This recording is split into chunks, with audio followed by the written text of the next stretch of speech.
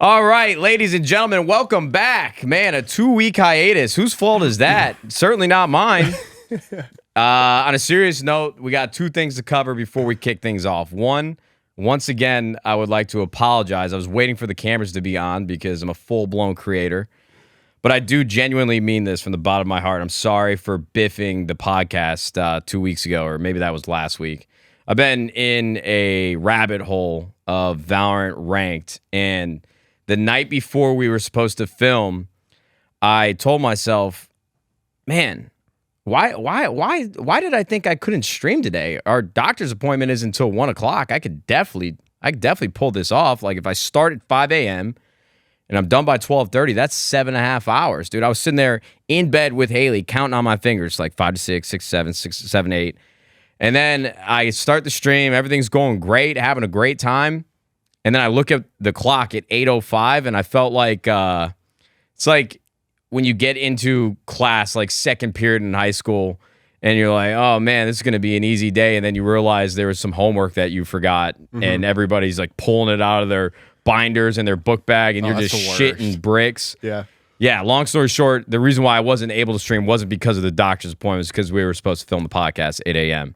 And then we rescheduled it for the next day, and Joe came down with COVID. New COVID, though. COVID that is rumored from Alex Jones to be shutting down the country again. He said there was a TSA whistleblower saying, we're going full-blown mask ordinance. You have to wear these in public places while traveling. So tell me, Joe, what is new COVID like? So it's my third time getting COVID. Jesus. And it felt a lot more like the first time, which was August 2020. So V1 of COVID. And I promise you guys that is not the audio mixing that is causing the nasalness, the nasally sound. That's just the residue. I got a little residual, but I feel great. It's been, I don't know. I'm not going to get anybody sick here, I swear. But you feel better, though? Yeah, I do. Because we genuinely do sometimes care about you, Joe. Oh, that's very kind. So Thanks. You had like 5 straight days of, how bad was the fever? What were the worst symptoms? Did you have any lower back pain? A little bit at the beginning. Really? Yeah. Just from fucking sitting and laying and like body pain. But yeah, fever, congestion. First time I got COVID was surprising because I was visiting home for the holidays and I was sitting on a bar stool just having drinks with my dad, catching up. And I normally have pretty bad posture, so like sitting straight up without any back support, after a couple hours starts to feel the burn. But I'm like, man, my fucking lower back is killing me. Yeah. Didn't think anything of it. Woke up the next day. I'm like, oh, man, my skin's kind of crawling. Like, let me take one of these COVID tests before I go nuke grandma at Christmas Eve dinner. Yeah, literally. Turns out that line appeared so vividly, vibrantly. It was as soon as this thing, the water and my saliva touched, boom, COVID. Yeah, that's like, I was like tweaking in the morning. I went and tested and found out I had it because we had to move your couch. And then, so it was like, we're going to get up, move the boats at like, 7, and then come in for the podcast Wednesday after we rescheduled it. And I'm like, oh, fuck. like, did I just like take some Dayquil and act like I'm good and like get through this? Or like, are these nicotine withdrawals again? I'm like, these feel a little stronger than last time. Like, we'll just go get a test. And it was immediately just lit up. I was like, okay. I felt terrible for you and myself because I went to the gym that morning and I did deadlifts and squats. And I'm like, okay, this shouldn't be too bad. Me and Joe can knock this out. Basically had to carry every piece of this couch, which you boxed, labeled, taped up. I mean, you brought me to like the 10-yard line. We're in the red zone because of you. But then the hardest part, I would say, was probably just bringing everything down. Oh, yeah. 2 flights of stairs. That's why I felt bad. I was like, fuck. Nah, man. I mean, you did something that is certainly not in the job description of packaging that up and getting it ready for us. But yeah, we went down this huge adventure and excursion with a love sectional couch, and it was great, but it just didn't really fit the home and the level of comfort. We had this Restoration Hardware couch, which I've talked about in the podcast before, the Cloud Couch, which was like something I didn't even know existed before I moved to LA. But then all of a sudden, once you're in, it's like everybody who's had a level of success to afford a cloud. Everybody has them. Yeah. And Haley had one from like 2014 that we had in the living room that we brought to the old content house when we moved in together. Then we brought it to the new house. The problem with that couch is that it just requires a lot of maintenance. Like after sitting on it for an hour, you got to fluff every piece, and these things are heavy. It's just a really big undertaking when you want to have like a Sunday lounge day, movies, football, anything that requires nothing is what what a couch is for. And man, it wasn't it. So we wanted to try something new. We thought the Love Sack after reading all the reviews would be great, but it's more like I think you said it best. The Love Sack that we had in our living room, that's like a basement couch in the Midwest. Yeah. Like it is peak basement couch, and it was just too big for the room itself. It wasn't as comfortable as we thought it'd be. I'm sure if we spent time like working it in and sitting in it over time, it'd be better, but it's still great for what it was, but we had to return it and it became a whole thing. Yeah, I'm not on board with the modular couch after seeing all the nooks and crannies of it. It's just a lot of effort. I also feel like once you set it up the way you want it, you're just never going to move it again. So, like, what's the point? Certainly not you or I. Yeah. Haley would definitely. After that, I'm never touching one of those ever again after that experience. But all right. Well, we got our apologies out the way. Joe, you're not dying. This is good news. Yes. Before we start anything, guys, we have leveled up with our podcast. We have tacked on an AT&T ad read to promote, which is really an owned and operated activation from 100 Thieves and AT&T as one of our incredible partners, as they've been for the last few years, are supporting the block party, 100 Thieves Summer Block Party. So let it rip, Joe. We're about to do your first ad read, man. This is exciting, dude. We're popping the cherry. Come on. All right, here we go. 100 Thieves, first ever 100 Thieves Summer Block Party this Saturday, August 26th, presented by the wonderful AT&T. We have a lot of fun things planned. For those that already secure tickets, we have a Valorant World Championship Finals watch party. We've got a big screen coming through. We have an AT&T meet and greet with our Valorant team, all the guys. And shout out Moneyball Mike, Coach Mike's. And 88 Rising Talent as well will be here. Heineken Beer Garden to enjoy for those that are above the age of 21 and to consume responsibly. In addition, for those that won't be able to attend or aren't local to the area, you can also tune into a special AT&T live stream with Fousey, 100 Thieves Valorant Team, 88 Rising Talent on Saturday, August 26th at 4 p.m. There's going to be a photo booth, Subway Land. Come Photo booth. Play some games, take some pictures. Subway Land. Okay, now we got all the words out on that regard. Yeah, it's going to be great. Block Party's going to be awesome. I saw somebody tweet us and say, why are you doing this at the same time as Valorant World Championships? Like, guys, we thought about that. It's not in the blind spot. We're going to have a huge watch party for it. So it'll be a lot of fun. And I've actually, now that I've been playing, I normally don't watch a ton of esports, even beyond Valorant, if 100 Thieves isn't playing. Mm-hmm. It just, the buzz and having something on the line because you're invested in a team, sometimes the matches just don't hit the same. Yeah. But I've actually been tuning in to a lot of these World Championship matches, and they've been a lot of fun for me, especially the storylines of the regions. I know everybody's still got a lot of problems with Americas, but, you know, we talked about that on one of the other podcasts. But for me, just like watching China and Loud and Fnatic, who's came in as the favorite. They won the last two events. A lot of amazing matches. Actually, the DRX match that I watched versus Fnatic, I truly do believe it might have been the best map of Valorant I've ever watched a team play. Full stop. I mean, we got 13-0'd at one point, I think, on Ascent a long time ago. But I still think the way that these guys play Bind against Fnatic, it was unbelievable. If you guys haven't seen that VOD and you're just interested in how these teams maneuver and coordinate together, it really makes you think, like, solo queue, you just don't have an opportunity to play at that level because it's a crapshoot. You're basically playing the lottery with your teammates, and you might have teammates that are common, but would they actually listen? You know, the comps that you play just aren't cohesive a lot of times. But I do want to talk about Valorant, but I don't want to talk about that yet. I actually want to talk about probably the most insufferable 2 weeks of social media that I've ever experienced, all thanks to a man that is truly, in my eyes, I only know of him, and he's only relevant because of the man he's making fun of, which is Dillon Danis and Logan Paul.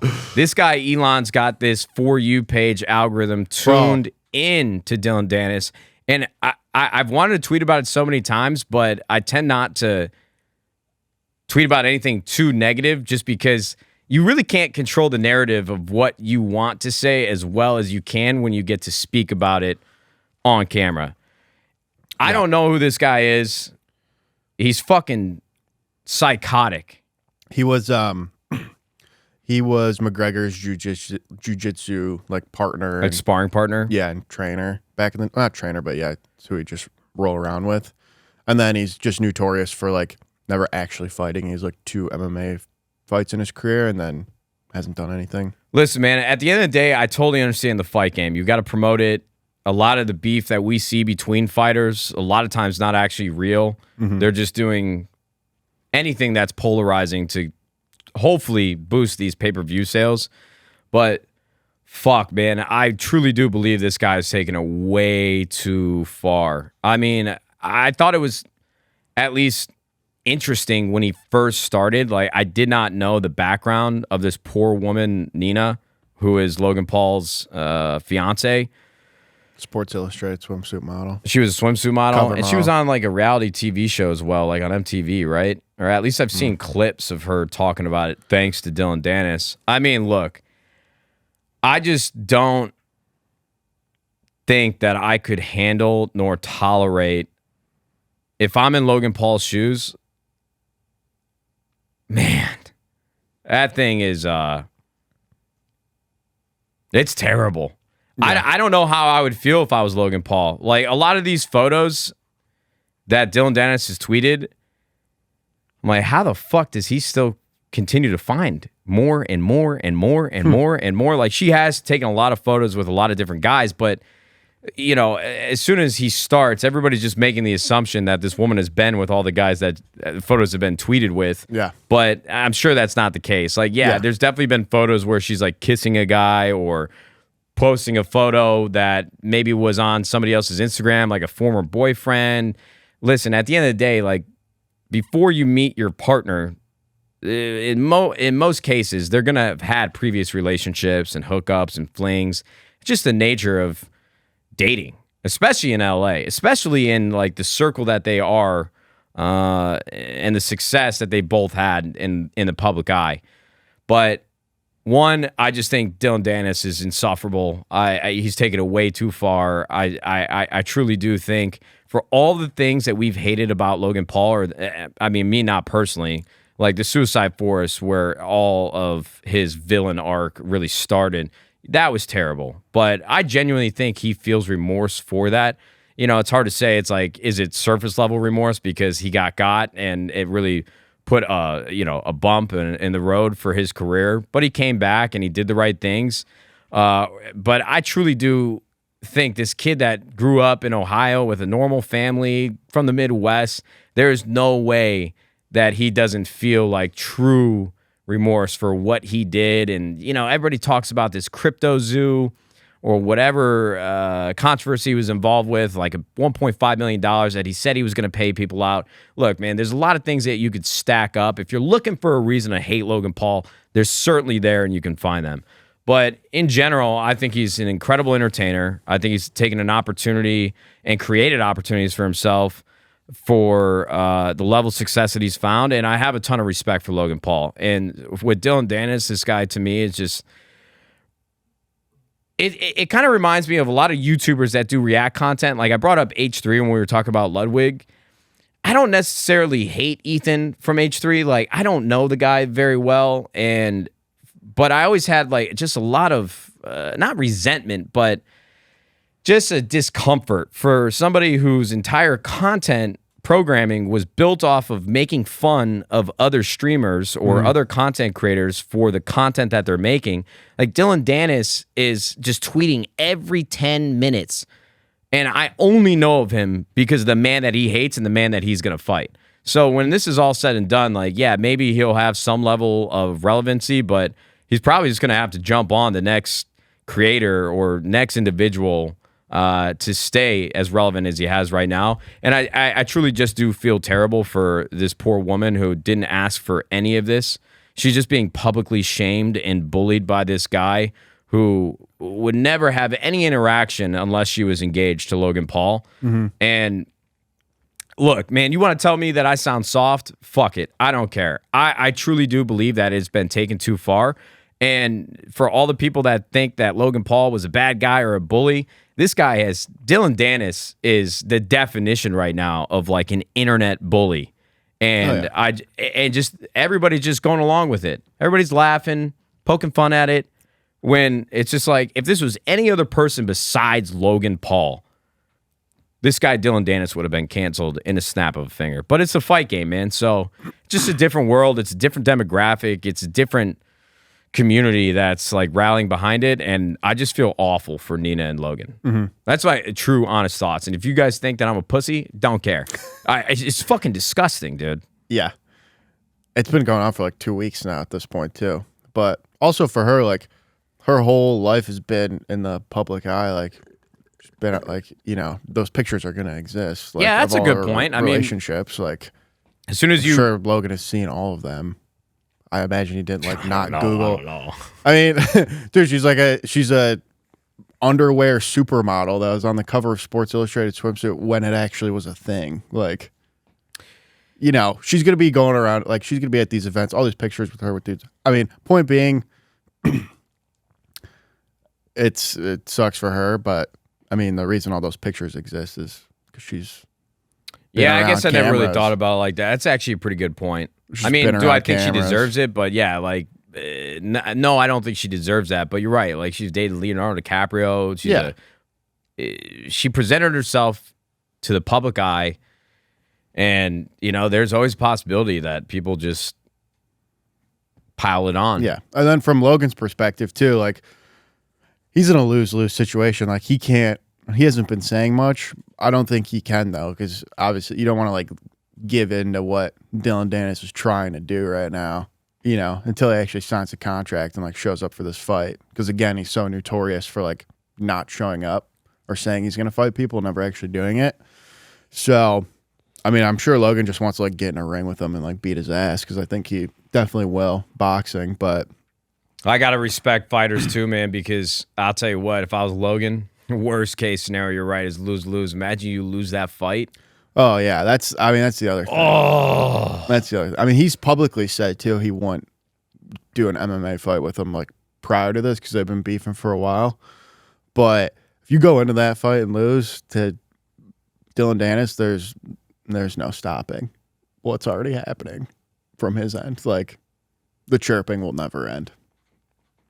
So. I truly just do believe that Dillon Danis is by far and away the most annoying person on the internet right now. And I almost want to block, even though they're getting rid of the block feature. Yeah. I just don't want to see it anymore. Yeah. But then the curiosity gets the best of me. I don't know. I'm not going to lie. I was tapped in. Guy just seems like a piece of shit. Oh, yeah, for sure. Full stop. For sure. Classic creator versus critic paradigm. Like Ethan's the same way. They don't make anything. They just critique. Versus people that create. Yeah. All right. Anyways. This is a great way to start off our podcast with some negativity. I feel dirty just talking about it, but I know. I had to get that off my chest. You raised some pretty good points, though.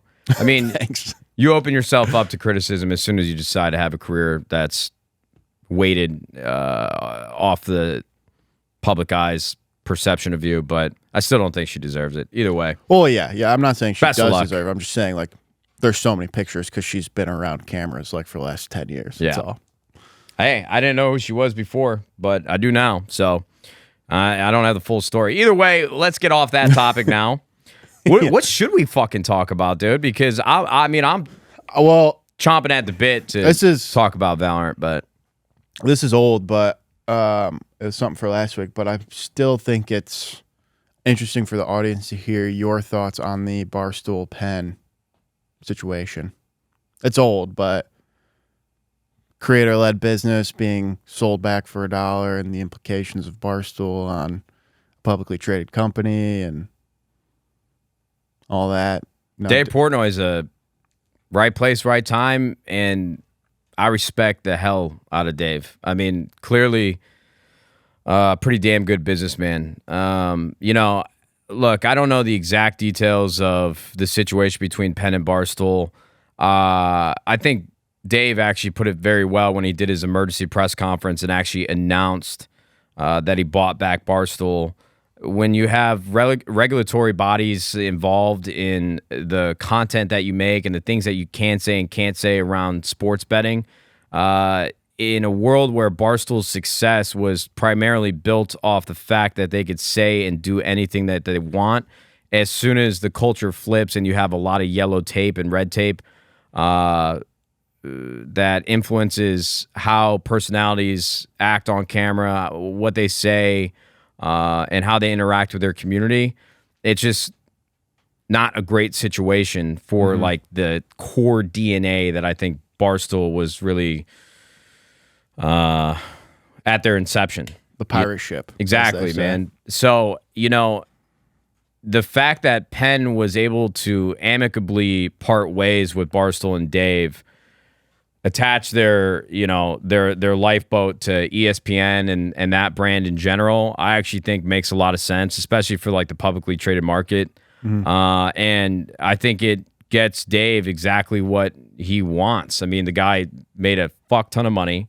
He made a lot of Barstool employees a lot of money through the equity purchase from Penn, and now they're back like a year and a half, 2 years later, and it's full court press again, just getting back to basics of how they were prior. I'm curious to see how involved Dave will be day to day. It's like a tough thing for me to try to wrap my head around because he's made so much money at this point now.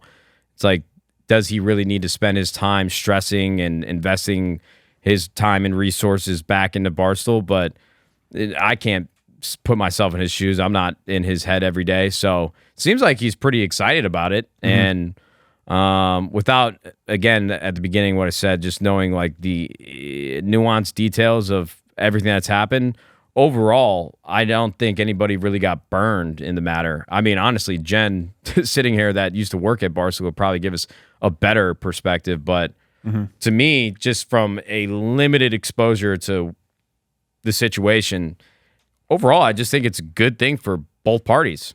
Yeah. I don't know. Aside from Penn eating like $500 million on the purchase, but brother, they're a gambling. Yeah, I know. That's what I mean. That's what I mean. Like, aside from that, it's like they'll make that back in 6 months. Exactly.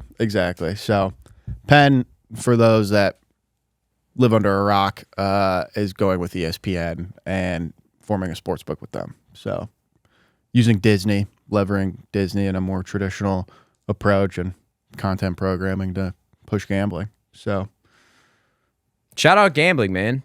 Let's get them started early. Yeah. That stake contract. Hey, where you at? 5K viewers, no host, no tweet, no raid on Valorant. Just imagine if I was playing these slots like train wrecks. Think about it, Kick. Did you see that? That's enough. Okay. Trainwrecks hit that $10 million slot. Yeah, I saw him hit the 10 million, and then the next day he's like, I've lost over $90 million gambling. Yeah, but 10 million. You got to take those comments with a grain of salt, though, because he's bankrolled by stake. Yeah, exactly. You know, yes, as the money that he's been given by stake and gambled with accrued to over $90 million in losses, I'm sure, but it's not like it's also he had $100 million and just lost 90 of it. Yeah, exactly. It's also people don't understand, like, there's the whole Phil Mickelson's bet like $1 billion. It's like people don't understand. Well, Phil's a degenerate. Yeah, but the point is, like, I mean, you're tossing bets out and like your bankroll isn't the same as how much you're actually betting. Like, I bet like, you know, 30 grand. But that's just because I'm like, that's over, like, Jesus. I'm not betting like $30,000 of my own money. I'm betting like, you know, profits at some point. $1,000 a week maybe during the but how much season. do you think you're in the hole out of that $30,000 bet? Are you up? Are you down? Oh no, I'm definitely down for sure. Yeah. I mean not at that scale and not very badly. I'm pretty close to break even. But again, point being, like, Phil Mickelson has bet $1 billion, but it's like he's probably bet like $100 million of his own money. But this is the only problem I think actually that social media and live streaming gambling, it just shines a spotlight on the big wins, but you don't see all the losses, and that's always. I mean, that's the crux. Exactly. Even before all of these internet betting opportunities existed, it's like you would see somebody tweet about like Meek Mill. This guy would be posting up 100K in Vegas. Like, man, that guy's probably gone to Vegas like 5 times prior and lost a lot. I mean, listen, the house always wins. Long term, if you're trying to gamble successfully over time and you're not like a professional poker player where you can control some of the variables, it's luck. And the majority of people that you see winning have lost exponentially more over time.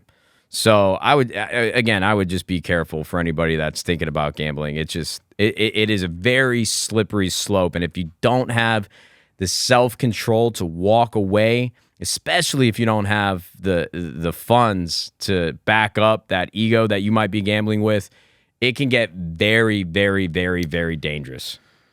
For every $10 million spin win, there's like 30 people losing their house and their wife not knowing about it. Like, well, she's gonna find out.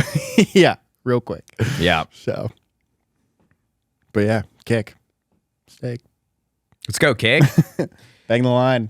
This guy Fousey, man, continues to just rattle off these live streams. Honestly, my entire timeline for the last month has just been Fousey and Dillon Danis. Dude, literally. So I'm like, I don't know what else to fucking talk about. I really can't tell if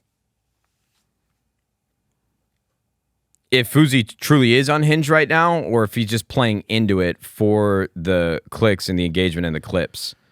Because I don't know, dude. Like the thing that I saw yesterday between that kid Neon and Aiden and Fousey, to me that just seemed like it was scripted.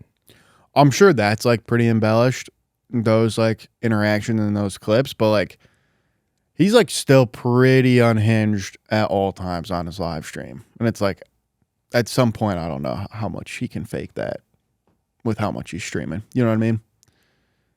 Like, I know. I don't know, man. I don't know what's going on over there. I don't know either. There's also like anybody that is like, not to get into religion here, but anybody that's like quote unquote like empowered by God and whatever they do is like extremely manic in my opinion. Like not so much mentally, but just in their behavior and their perception of their behavior, where it's like anybody that's empowered by God, like Jalen Ramsey's the same way, where it's like they think they can just do whatever and they're like, oh, God will forgive me. And I'm like, no, you're just being a massive narcissist or like a huge asshole in like whatever the context is. And it's like, I'm seeing that a lot with Fousey on the more mania side of things. Yeah, I think people with an Islamic background are the entire situation is pretty contentious because a lot of the things he's doing on stream is not considered, I think, haram. I think that's the phrase that they use. Yeah, I'm not sure, but you know, he's had those ups and downs with his community over a long span of his career where, you know, he'll say that he believes in and has conviction in his religion, in Islam, and then do a lot of things that go directly against their beliefs. And I don't know. I'm not well versed in those topics, so I'm going to avoid them. Yeah. But it is pretty. I think it's dangerous what's happening with him in live stream because if he does and has had very public, meltdowns, I guess is a word you could use. Sounds a little too dramatic, but bouts with and battles with mental health. For somebody, I think the psychology is really weird for individuals that grew up with a normal upbringing and then found fame through YouTube and streaming and just the wave of social media. To have that high of a high with the money that you're making and the dopamine that's crashing your brain when you get a number 1 out of 10 video and just everything is going your way. When you see these people kind of fall off, it's just a really hard thing to stomach, and it's a really difficult battle that you're having in your mind where you think you finally made it, and then the rug gets pulled out from underneath you. And Fousey definitely experienced that. And now with his live stream doing so well, whether people are laughing with him or against him, or people are just watching to see what crazy shit he does next, that dope and that money is back full force, and it's just going to turn into a very unhealthy addiction. And I just don't know how he's going to balance his life again to pull himself out of the darkness that I think he's creating around himself. I mean, especially like coming back after he was in Vegas, he got banned from like MGM properties, and then he comes back to LA and he's going to the nightclubs at like 3 a.m. He's like tweeting about, oh, I didn't have an invite to Summer Ray's birthday party, but I'm showing up anyways. Yeah. You know, it's just all of the things and pitfalls that happen in entertainment more broadly. I think he is just opening his life and mind and well-being to. And for somebody that had that fall off, like, I'm sure he just feels like, I can't let this slip away again. So he's just going OD into overdrive. This guy's redlining. So we'll see, man. I don't know. It's hard to get a good read on it. Yeah, that's the thing. Like, when I look at his content, there's that like gut feeling you get where I'm like, oh man, this just doesn't feel like it's going to end well for him. And there's just a lot going on, but there are some good lessons in there too. I gotta give him some credit. You know, there's like some. I mean, granted, he's posting like 10 reels a day, but I'll get like every single one of his reels, and 1 or 2 out of 10, I'm like, all right, that's actually like a good point. You know, to be clear, I do have a ton of respect for Fousey's ability to market himself. Oh, dude, I'm sorry to cut you off. Go ahead. No, you can. Yeah, I was gonna say, like, he is, again, like, he just decided to like snap his fingers and do this, and he is everywhere. Like, there's a very distinct difference between creators that have a killer instinct and creators that don't, and Fousey certainly has it. There's a reason why he was able to build himself up to the level that he was at in his prime back on YouTube. I mean, some people just know how to edit, or when they're spending time streaming, they can think back to the moments in the stream that happened, and they can edit it real quick and get it out. Where I've worked with editors before, and it's not talking about anybody personally that I've worked with, but I've seen editors across the board for creators where you'll have a creator who's on autopilot where they don't control, own, or operate anything that gets posted to their socials. They'll just let somebody take the wheel and drive for them. And the things that they upload are just not fucking good. You know, there's like a level of taste that needs to be curated. And a lot of times, I truly do feel like in production, at least, you have people that are really, really good at what they do from like a mechanical standpoint. Like they can edit very well and they can tell a story very well. But sometimes they just don't have the connective tissue to create that story out of the content for somebody else, and it just does not land well. Like, I'll see if people that I genuinely fuck with who have been on autopilot with editors and like just uploading to Instagram Reels every day, because that's always been the meta. Like, you need to get content out every single day. And I watch it, I'm like, dude, I wouldn't have uploaded this to a burner account. Like, so I got to tip the cap to Fousey, because the guy clearly has taste. Yeah. He clearly knows what is going to be engaging and viral. So, I mean, I actually do have a lot of respect for what he's doing, regardless of whether it's coming from the right place or not. But all right, man, let's talk about Valorant, dude, because I've been locked away for the last 2 weeks, just grinding out ranked solo queue, and man, what a fucking journey it has been. Brother, I actually... Going back, I sound like one of these Call of Duty kids now. I played with Dashy one time, and all these kids talk about, oh, dude, I need some dope. I need these dopamine. GG. Like, I got the fucking vocabulary. All of their stupid-ass phrases are seeping into my mind. But you stay young. Holy hell, dude. If you want to just take a journey down mental health, go play ranked solo queue, man. You will have the highest of highs, the lowest of lows, and just a full-blown spectrum on each end of people that you run into. Some of these kids are truly creatures. They've got no hope. No. None. But then I think back and I'm like, 16 years old, just grinding video games, bro. You think you are everything. There is a weird psychology that's happening in Valorant, though, where every player thinks that they are better than everybody else. Meanwhile, like, brother, yo, you're queued up with me in fucking plat right now. What do you mean? Bro, you're like, you're IGLing, getting mad at people. You're not even using your util right. Brother, unless you are like top 500 Radiant or a pro player, everybody needs to check their ego at the door and try to win together. But they don't really care about all that. No. If they're out here spittering, spattering, just the craziest shit I've ever heard, they've got no regard for human life, nor their teammates, nor the elo that they are throwing. Yeah, what blows my mind is the people that just like live on the game and they're just in there to like cause havoc. I'm like, bro, like, what the fuck are you doing right now? Yeah, bro. Somebody will spend like 40 minutes throwing a game. Yeah. Like, you really got nothing else to do. Nothing. That is a bizarre component.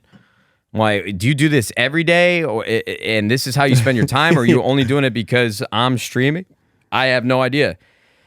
But, man, the game is just pure addiction. What Valorant has done with their headshot animation and audio on all the different Vandals and Phantoms, and just the sheer enjoyment you get when you do something disgusting. I mean, I think it is on par, pun intended, with a flush golf shot. Like, to me, like when somebody asks me, like, what's the best experience you can have? Hitting a pure flush golf shot. If you've never done that before, you need to go feel it for yourself, because it just does something to the chemicals in your brain. Like, I need that again. Oh, yeah. Pure addiction. And that's what Valorant has done for me. I've been trying to expand my agent pool. You know, for a long time, I'd be afraid to like lock in Raze or Jet because, one, when I was playing at High Immortal before Ascendant existed, I had like 200 RR into my Immortal. I think I got up to like 300 at one point. But in most cases, I would trust somebody at that rank to play Jet or Raze more effectively. But at the same time, I just keep telling myself, like, I put so much pressure on winning every single game, and I want to look good for the people that are watching.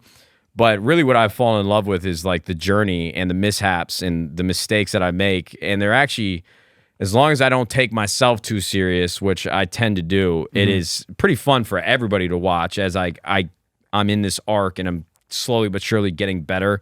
Yeah. So Raze and Jet has been a lot of fun for me. I've been playing Initiators, played Breach on like Fracture and Haven, and Sky on Lotus and Bind before as well. But holy fuck, you know, for a game that has a lot of simplicity to it, where CS players are not a big fan of the mechanics of Valorant because of the shooting, it just is a bit easier, and util usage. Like, if you want to be a good player on Mirage, you'd have to know lineups for smokes and flashes, and they are not easy to, you know, digest and be able to rattle those off every game. You know, you really have to spend some time studying if you want to get better at Counter-Strike. With Valorant, you know, you just got the Brim iPad and all this, yada, yada, yada. We've talked about this before. But you don't, at least in my head, I didn't realize how much fun you could have beyond just playing ranked and playing well, because there's so many other agents that have completely different play styles. And when I watch VCT now, when I've watched like DRX and Billy and EDG and Loud and Fnatic, I feel like a kid again with what is rattling around in my brain. I'm like, oh, I got to try that. Like, oh my God, that Viper pick on Bind makes a lot more sense, dude. This guy's got the Viper wall, and he didn't bust it out until like the 10th round, where he's just sitting in the corner with Sky, like tucked away in hookah, and then fucking flashes through. Nobody's expecting it. It's just wild how much creativity is involved with Valorant at a very, very high level, which certainly exists in Counter-Strike, full stop. Like, I didn't even tend to make a comparison between the two.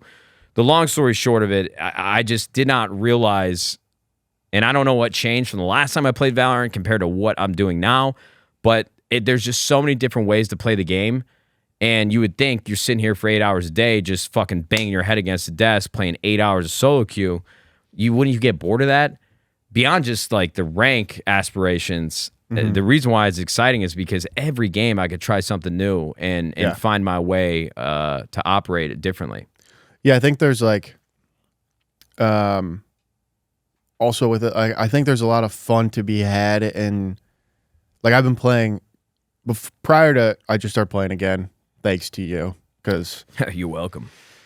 Good luck. I've said this to you off stream. You're actually or off this podcast, but you're actually very good at streaming. So thank you, Joe. Very good at influencing. You know, Thank you, I watch Joe. you play. I'm like, damn, I want to play. Also, actually, I won't get into this, but Let's hear it.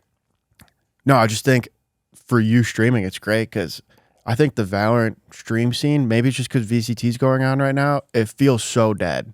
Aside from, obviously, there's Tarek, but from watching people play ranked, like I'll fire it up, and there's just like nobody that I'm following is playing that traditionally in the past has been playing a ton of Valorant, and I'm like, dude, I got nobody to watch right now.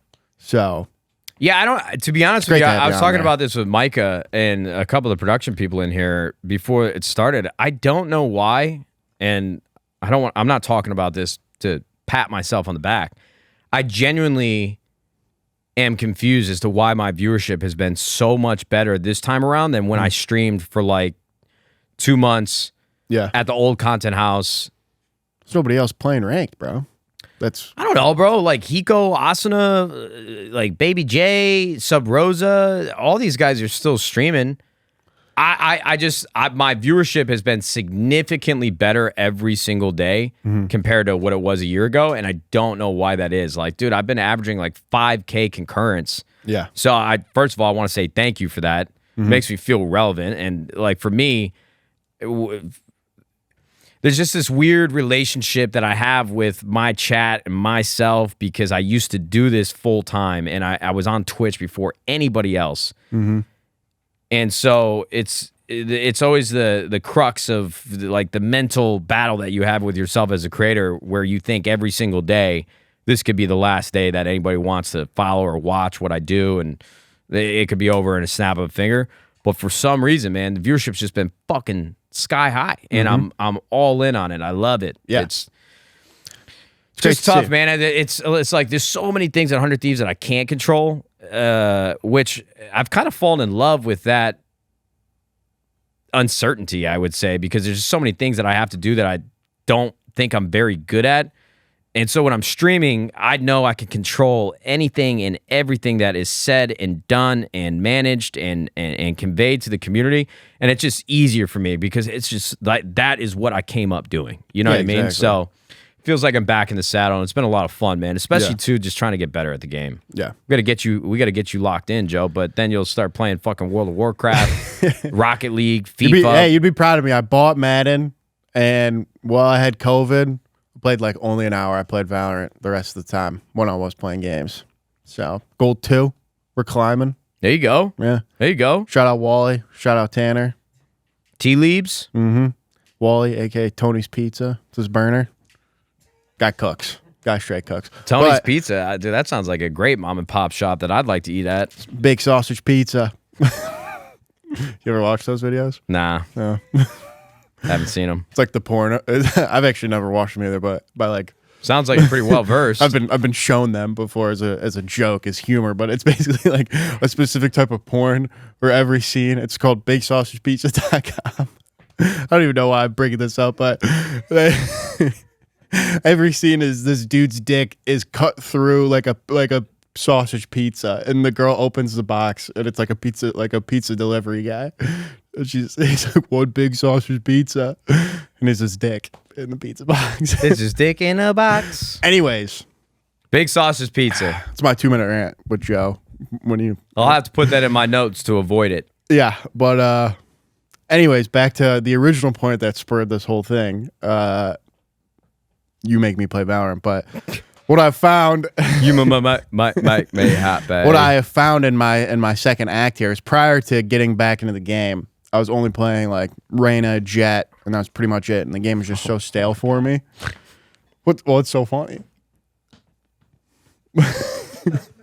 I'm just terrified to hear that you're gold 2 and you're only playing Reyna and Jet. I was cooking, Like, bro. you want to know why Bro. you're like it's hard stuck elo. Because I got a bunch of kids licking walls around me. I can't get know. 5 kills around No, every time. I know. And listen, this is recency. This was like an epiphany of recency.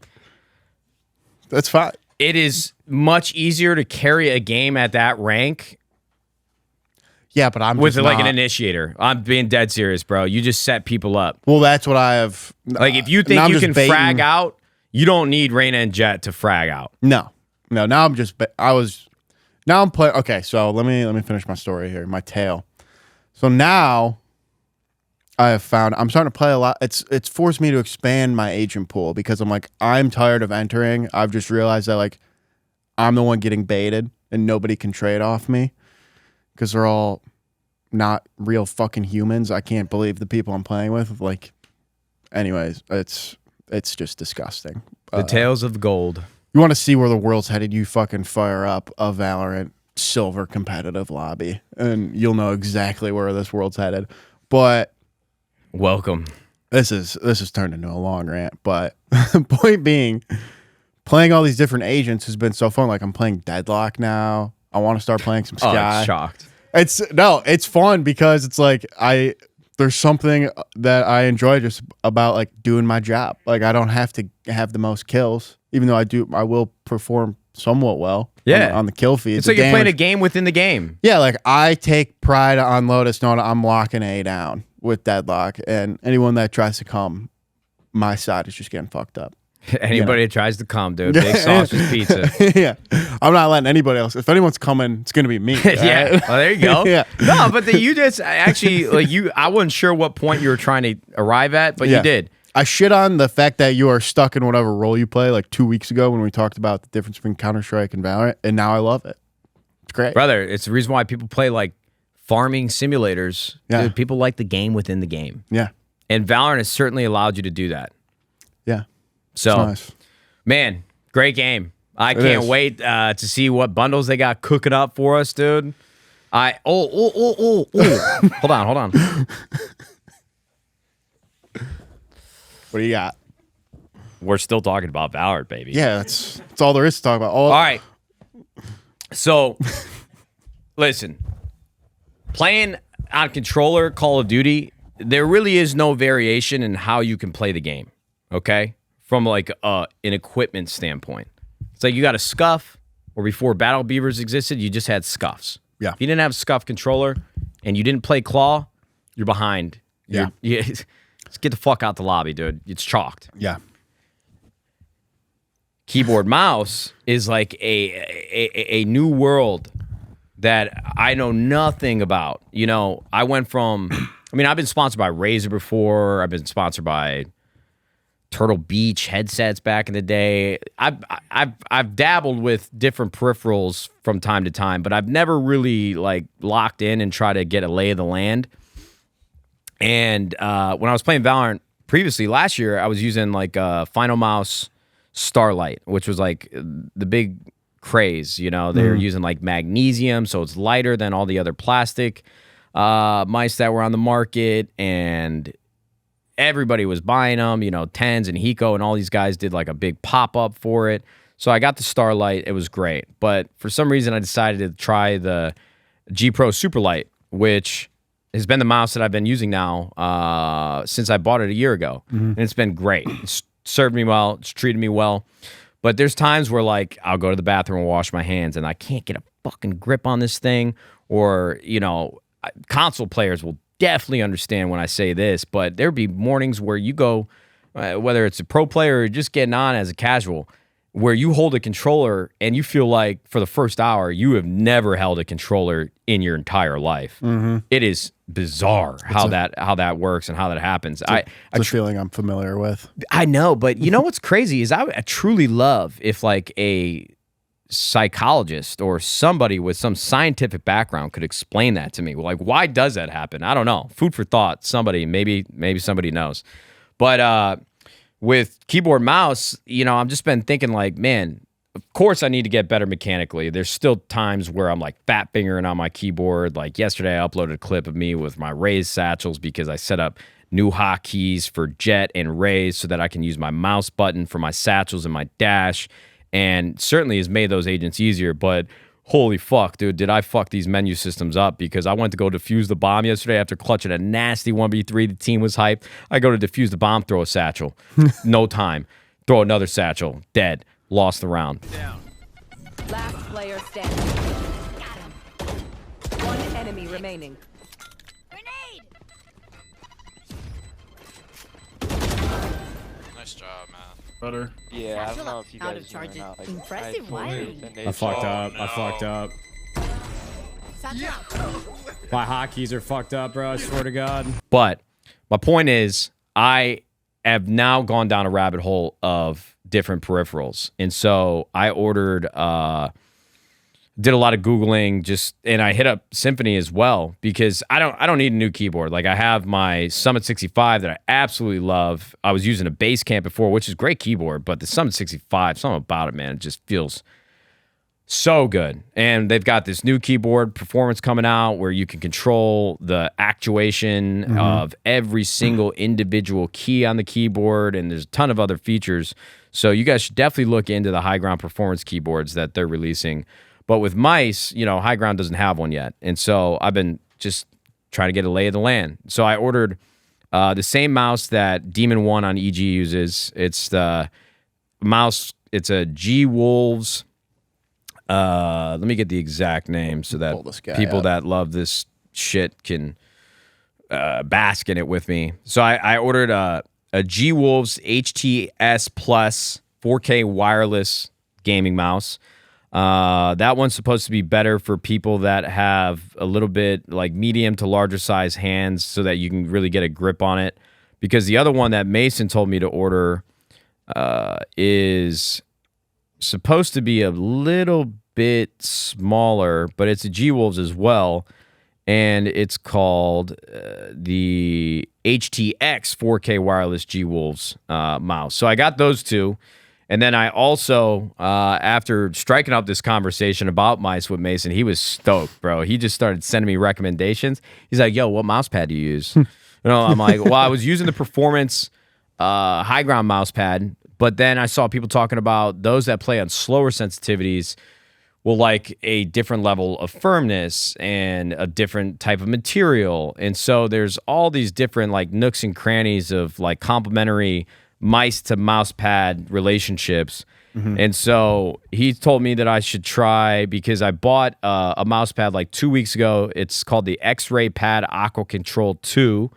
That's supposed to be for people with a little bit slower sensitivities. But then, like, that same day, for whatever reason, I changed my sense to, like, 0.35. And that's much faster than what I was originally playing on, which was 0.20. But he suggested that I try out this Japanese mouse pad. It's the Artisan Zero Soft XL. Bro, you could buy it on Amazon, but they ship it from Japan. So I just bought it on eBay directly from the store, because some of these second market sellers on Amazon, I just don't trust them. It's probably the same people, but... long story short, I got a big haul of new equipment coming in, and I'm really curious to see if it'll make a bigger difference, because people are even telling me, like, with your G Pro, you should put different skates on there so that it's even smoother. And then I bought grip tape for the Superlight. Actually, I'm not even kidding. Yeah. Because there are moments where, like, or your palm or on the sides. The whole thing. It's just like individual, like perfectly cut and measured grip tape for the entire body, the click, everything. And so I'm genuinely curious, like, when you get deeper into just like the build and make and quality of some of these mouse pads and mice, like, will there be a marginal improvement in my play? Like, will it be placebo? I don't fucking know. But either way, I'm excited. Just think about the difference of using like a Death Adder to a Superlight. For sure. And then you have people that are using like glass mouse pads, and then will use like an Allen Iverson basketball like shooting sleeve, so that there's absolutely no friction. Yeah. And it's just pure like raw fluidity as they're aiming. So I don't know, man. That's the other part too. Beyond just the agents that you can play in Valorant, I really do have fun just tinkering with like weight. It's like a golf swing. Watching a TikTok or an Instagram. Like, somebody gives you a new feel or a new swing thought, you're like, yo, this could be the difference. Like this, I'm going to go from average Joe to pro. And so, I changed my crosshair like twice a day. I changed my sense maybe like once every month, sometimes more often than that. But now once I start tinkering with the gear, Are you playing on stretch res too? No, native. It's just better for streaming, and Yeah. I don't think there's that big of a difference for stretched res on Valorant. The game just looks so good, raw. Yeah, it does. Aspect ratio. I'm like, I don't want to muddy this up with something that I've never previously done. Yeah. But I'll let you know how it goes, man. I mean, Yeah. I'm certainly not a peripheral reviewer. I used to do a lot of unboxings of like new tech and shit, but Let me know about the G Wolves though. It just looks like a bigger super light. yeah. I'm curious. I mean, if Demon One using it, somebody's got to be. He knows something. I don't. Yeah. I'm gonna give it a shot. It's going crazy. Also, I wanted to ask, curious, any other, we've talked about a lot of things with solo queuing, but any other tips or things you've found that has helped you level up through solo queuing, other than just like changing your agent pool and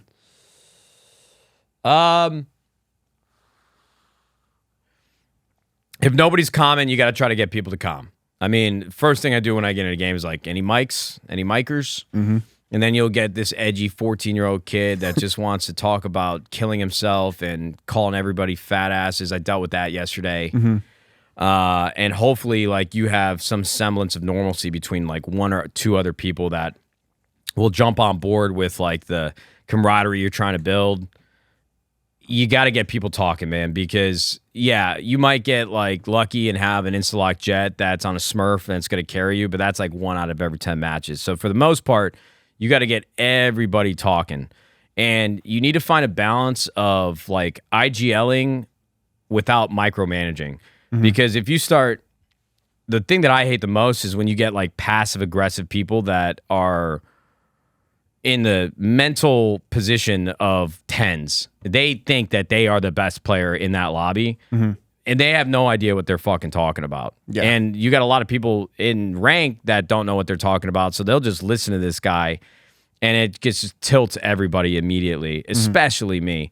So, you know, I don't mean to sound like a psychologist, but dude, if you had a psychology degree, you're ahead of the game. If you're playing ranked Valorant, you're trying to yeah. climb the ladder, because it's really just managing people's threshold of tilt and try to get people to talk. The game becomes exponentially easier when you have people giving precise comms and conversation. So that is one big hurdle that I think everybody should try to get over in each game. If you're just hanging out playing, you don't really give a fuck, fine, you don't need to talk, but use your damn mic. The other thing I would say is you really got to try to do your best of pattern recognition. Like, there are a lot of players that I see that will just try to do the same thing over and over and over and over again. And I'm like, guys, it hasn't worked one single time. We just lost 4 rounds in a row. Why would we do it again? And if we are going to do it again, we got to change something. Like, if we're on Fracture, don't go out sand. Let's just all go through main. We'll play contact. Don't use any utility, bro. It drives me fucking nuts. Like, I love having a breach on my team that's got util to set me up, but bro, you don't need to stun off rip every single time. You know, if you're using your stun, they're just going to assume, like, you could use that as a fake, but a lot of times you don't have the coordination solo queue to do that. So you got to be able to change what you and your team are doing based off of what you've seen from the other team. And a lot of people don't do that for whatever reason. I don't know if it's just because I've been playing Search for a long time from Call of Duty. Again, very different, but a lot of the same. Yeah. You got to just pick up on the tendencies of other players. Like, if you know Jet's going C more times than not in Haven, bro, maybe throw some fucking smokes, bait them out, get people to rotate, and then just be sitting outside of A main, and hopefully your teammates will take sight with some confidence. But you really got to try to do your best to play a game of chess rather than just running it down, doing the same thing over and over again. And then I would say the last thing, man, sometimes you got to slow down and just get some kills. You know, a lot of people just get frantic and will snowball off of losing a couple rounds and then just stop giving a fuck. If you're used to carrying a game and team match MVP, there's certainly been games where I start out like 2-7 and I'm like, oh fuck, dude, we're gonna lose this game for sure. And I realize, like, the reason why I have those 7 deaths is because I either missed a couple shots, or I made a few mistakes, or I got unlucky, which a lot of times it's really just luck. You have bad timing. You got to stay locked in. Like, you can end a game with 30 kills even if you start 2-7. Like, you just got to have the composure to see the ball go through a hoop, hit some shots, and then just build off that momentum. So a lot of it is just a mental game. It's like golf, bro. You got to stay locked in or you are going to be fucked. I'll tell you, my mental is not great on Valorant right now. You got to fall in love with the process and your mental will get better. Oh, no, it's getting better now that I have better teammates, but it's just, I would get checked so fast. Not checked to the point where I'm trying too hard, but I'd be like, I mean, there was one day where I was still a little sick, a little too sick, I think, to be playing. And I couldn't play. The next day I was horizontal. I'm like, dude, this actually like made my heart hurt because of how much, like how angry I was getting playing Valorant like the day before. I was like, kind of took the wind out of my own sails for the next 24 hours. I was like, shit, I gotta calm down here. But it's a fun game. No bullshit though. Track your sleep too. You get an Apple Watch or an Oura Ring. I've been tracking my sleep every night. Bro, use that. Oh, sorry. Okay, keep going. I keep cutting you off. No, for the most part, I kind of know, like, when I wake up, when I see my score that it gave me, I'm like, okay, this might be a long day. But, like, when I get for me, like, a full night of sleep is 7 hours. My body just wakes up. If I could fall asleep at, like, 9 o'clock, that'd be ideal. I get into bed at 9. Usually I fall asleep by 10. I get 7 hours. But sometimes, like, the dogs are shifting around or the AC turns off. I wake up sweating, and I go look at my damn score, and I've got, like, 6 hours of real sleep. The difference between getting good sleep compared to a bad night of sleep is night and day. And I know that sounds fucking insane. You might not care about Valorant as much as I do, but I'm so invested. I got upset with Haley last night because we had to wake up for a workout this morning at 6 a.m. It's 10:05 and she's still scrolling TikTok. I'm like, lady, look at time's ticking. We're only going to get 6 hours and 30 minutes right now. If we go to bed right now, I got to wake up at 5 a.m. make sure I can take a shit before the gym.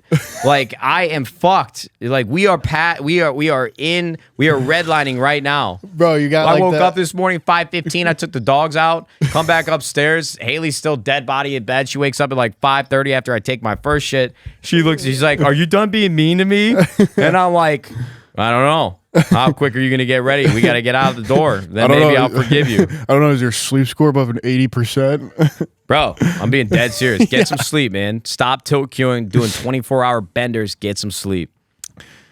That's fucking hilarious. Oh, my God. We just spent like 30 minutes talking about Valorant, and I'd go 30 more. I mean, all there else is to talk about is Dillon Danis. Speed showing his meat and fucking Fousey. Speed certainly did show his meat. Have you ever flashed your meat on stream? No. Okay. Coward. Listen, brother. I'll tell you what. I don't think that's the play. I'm just kidding. What else was I going to ask? Oh, yeah. Did you try the 8 sleep yet? Speaking of sleep. Nah, we haven't set it up yet. So it's a huge undertaking. It's just one of those things where it's just like, I need to take the time to do it, but I just haven't pulled the trigger yet. Been busy. It looks these pretty Valorant sweet. screets. Looks dope. Yeah. Looks dope. We'll see.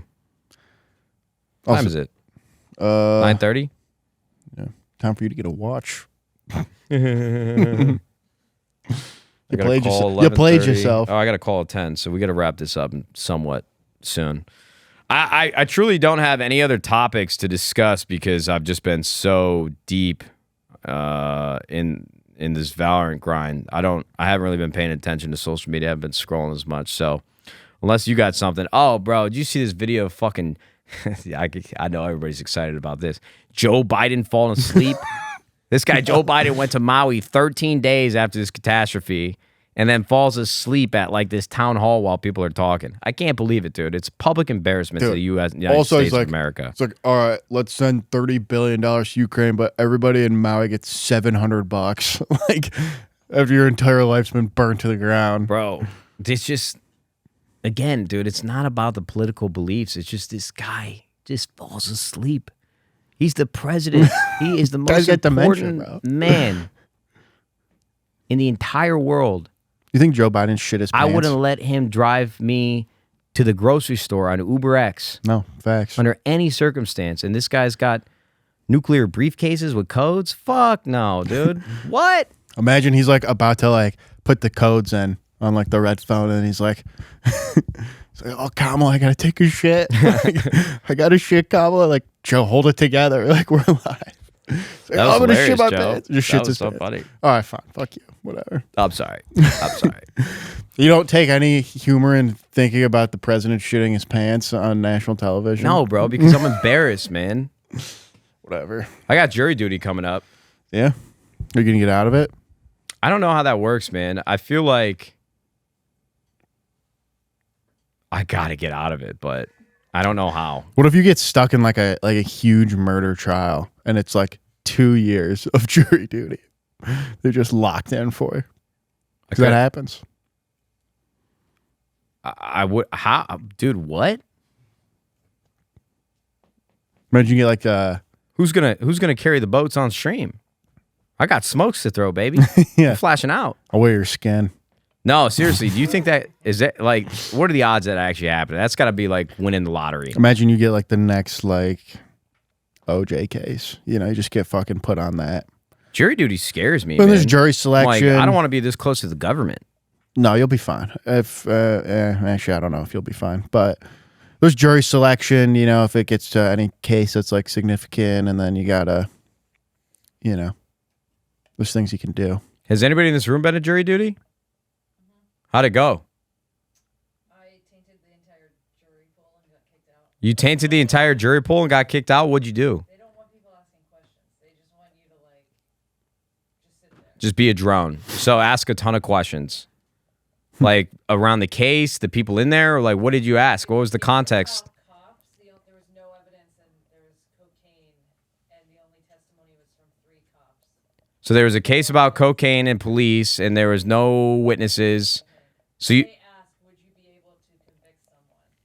And I basically was like, well, I'd like to see some evidence. And they were like, stop, everyone leave. And we all got excused because the whole... let's go, Jen. Okay, so we didn't have a mic on her, but she basically said that 3 cops, cocaine involved, no evidence, and they asked her if she would be able to convict, and she said, well, I'd like to see some evidence, and then they kicked everybody out, said that she tainted the jury, and everybody got excused. They're like, oh, who's the suspect here? Oh, Kevin Haig. how many days did you have to spend at the courthouse?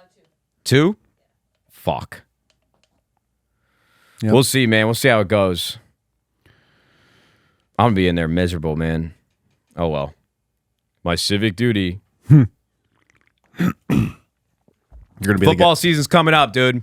Oh yeah. Give me the 30-second to 60-second to 90-second rundown of what you're feeling. What are some hot takes on the NFL season that is about to arrive? I said this last time, but I really like the Panthers to win the NFC South. I think Derek Carr's a fraud. Plays for the Saints. I mean, betting wise, I've been looking at the hang on. Let me pull up the I lines thought real you would quick. just have something ready to go. I didn't think I have to pee so bad, dude. You want to go pee? Do your football talk. Your foosball talk. Do your football talk. All I'll right. be right back. All right. What do we got here? Bro, you look like a professor, like looking up for his material for the classes today. Yeah, I'm on BigSausagePizza.com. All right. So, I mean, I hate to give these lines so far in advance because they're obviously going to change. But going through, we've got my Detroit Lions playing Thursday against the Chiefs at Arrowhead.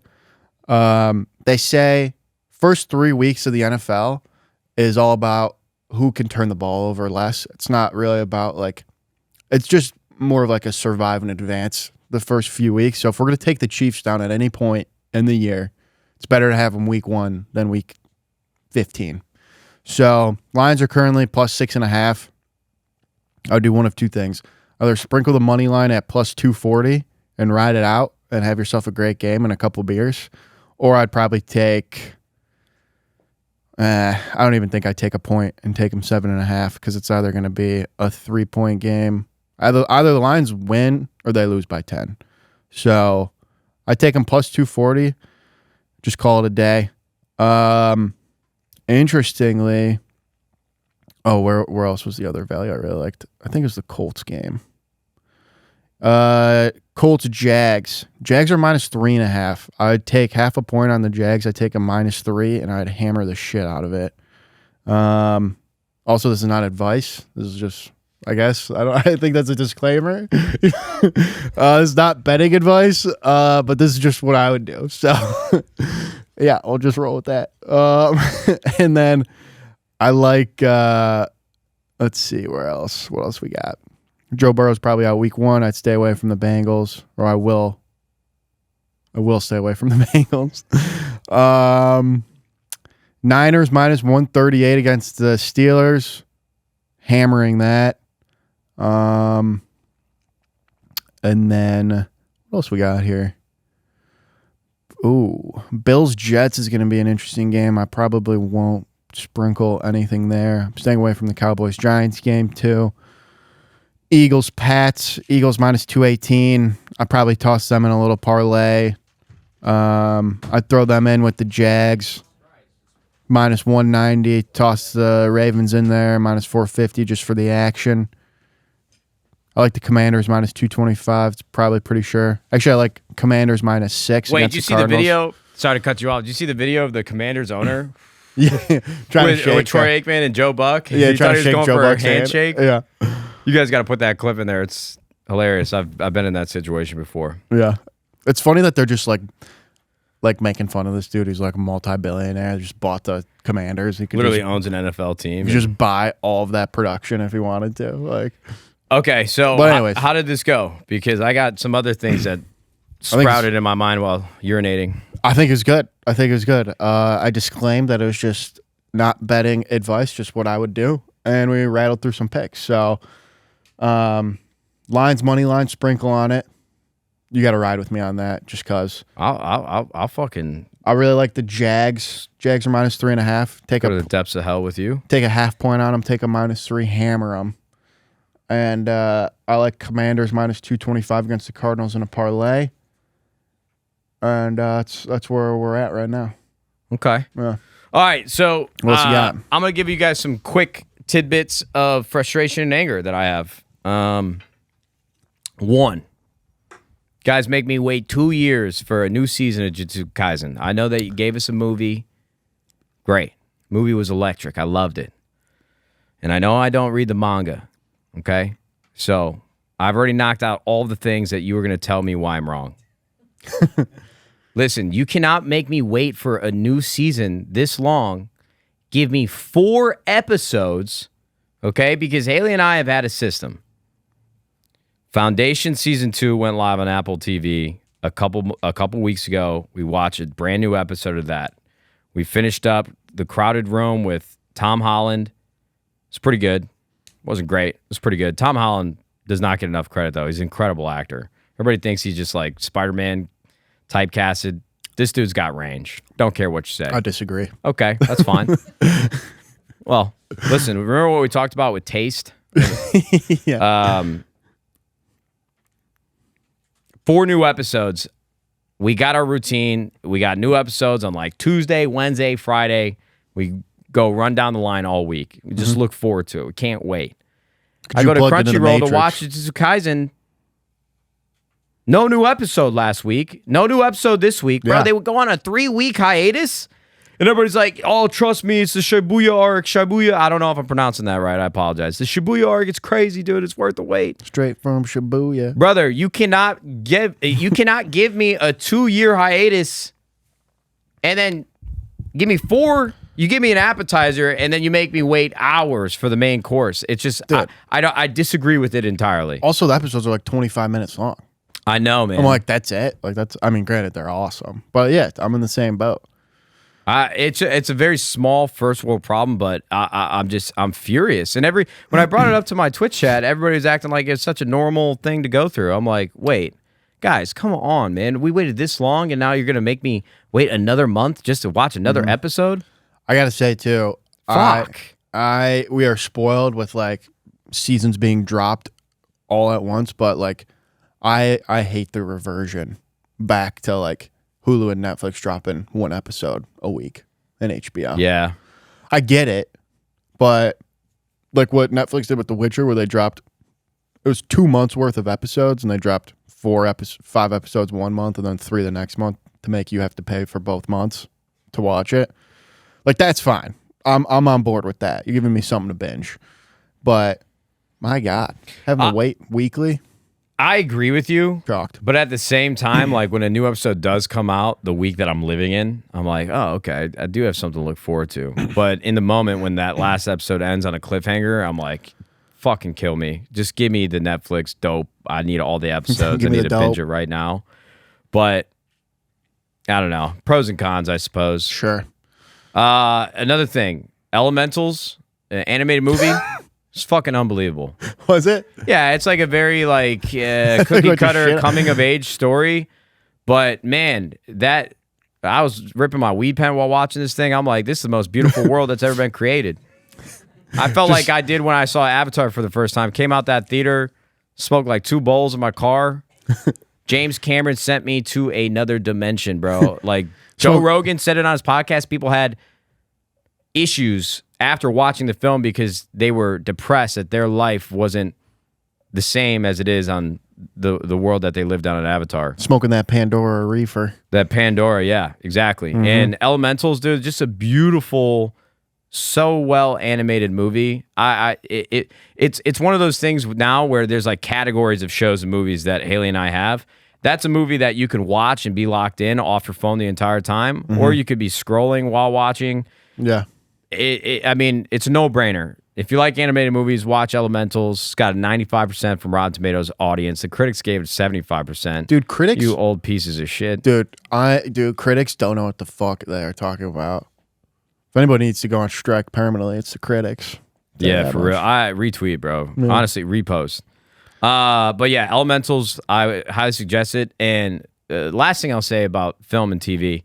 Yo, Tom Cruise and the studio that produced it, can you just put fucking Mission Impossible on streaming services or on Apple? Listen, we know you love the box office. We know you love the theater. Guys, you released this movie at quite literally the worst time in probably like the last 10 years to release a movie. Like you went toe-to-toe a week before of Oppenheimer and Barbie. Yeah. Like, first of all, Tom Cruise, little insane, but hell of an action star. You guys fucked up. Yeah. You fucked up. Nobody went and saw it. Just give it, like, let me watch it at home. And don't make me wait like 4 months like we're living in 2005 waiting for this thing to come out on Blockbuster VHS. It's insane. I'll pay $20 to watch it on my TV. Bro, just to get it quicker. Rifle that credit card off so fast, and I'm just sitting here waiting for it. Can't watch it. Also, the other thing, too, that, like, I would go watch it, but the fact it's a part 1, the fact it's just a part 1 of 2 pisses me off. Spider-Man. You saw it, right? Spider-Verse? Yeah. Yeah. Don't spoil it. Did not know it was a part 1. Actually, I'm not going to spoil it, but I'm just going to say this anyways because it's been out long enough.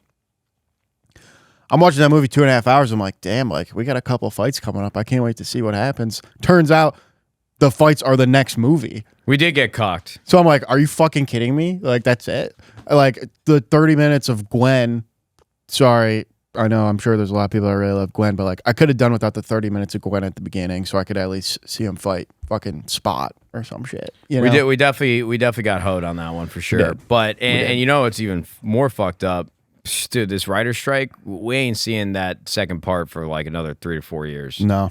Last of Us got pushed back too. Everything's, I mean, yo, look, we're a year from now, 2 years from now, we're not going to have anything new for months and months and months, dude. It's going to be tough scenes for everybody at home that's looking to binge some shows. Esports Bubble Part 2, baby. Hey, we're back. We're fucking back. I'm not fucking leaving. But Foundation Season 2, it's delivering for me. I've really enjoyed it. Bro, it's a sci-fi show on Apple Plus. It's actually like quickly become one of my favorite sci-fi shows I've ever watched. I think a lot of people don't like it because they read the books, but fuck the books. I haven't read them, so this interpretation of it is she's very beautiful to me, or she's very gorgeous to me. I do not have sexual relations with that woman. I did not have. And I've been listening to the Red Rising audiobook. I had to go to a golf course that was an hour and a half away last week. Played in a tournament. We lost. But it was on a Saturday, an hour and a half there, 2 hours home. Couldn't believe it. I'm like, guys, don't ever put a tournament out here ever. This is awful. But it was great for me because I listened to like 10 chapters of Red Rising, and I'm pretty fired up to keep it going. Just doing whatever you can to not read, huh? Dude, it's not that I don't want to read. It just... I can't find the time, man. When you're like old and you've made all your money, it'll be like the Matthew Haig Center for kids who can't read good. And it's just going to be like audiobooks and land setups everywhere. Well, I've always, I still do believe that if somebody set up like a nice leather chair in front of a dimly lit fireplace in like the study of a Yeah, that's true. mansion and just did read books to people every night, I think that stream would pop off. Yeah, but what happens if you like miss a chapter? Go back and watch the VOD. Catch back up. Yeah, Maybe it's like a once a week thing. I don't fucking know. that's fair. Make your own audiobooks. Ladies and gentlemen, welcome back to part 2 of Harry Potter Goes to Hogwarts. To see It's an episode. Big Tony's Sausage Pizza. Yeah, it's a video on BigSausagePizza.com. Harry Potter goes back to Hogwarts. Oh, okay. Okay. Yeah.